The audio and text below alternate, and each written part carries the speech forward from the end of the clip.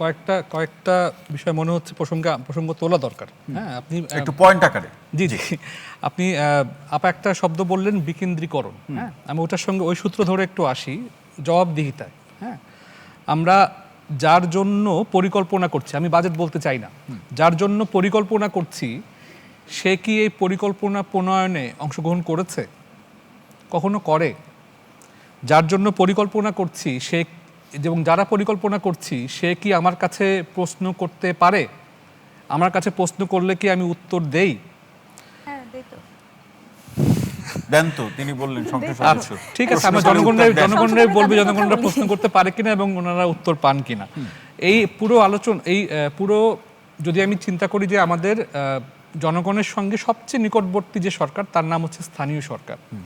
এই স্থানীয় এবং আমাদের যে স্থানীয় সরকার, ইউনিয়ন পরিষদ কিংবা অন্যান্য আইনগুলো রয়েছে সেখানে কিন্তু স্পষ্ট বলা আছে যে সেই অঞ্চলের মানুষ নানা প্রক্রিয়া, আমি আইনটা ব্যাখ্যা করছি না, বর্ণনা করছি না, নানা প্রক্রিয়া সে তার অঞ্চলের বাজেট প্রণয়ন করে ক্রমান্বয়ে কেন্দ্রে আসবে এবং সে কেন্দ্র থেকে সে বাজেট বরাদ্দর পরে পরিকল্পনা চূড়ান্ত হওয়ার পরে বরাদ্দ পাওয়ার পরে আবার ফিরে আসবে।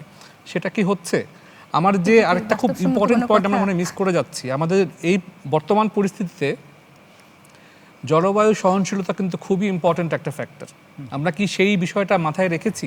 আমরা কি দুর্গম অঞ্চলগুলোকে যে পরিমাণ অধিক গুরুত্ব দেওয়া প্রয়োজন তা কি দিচ্ছি?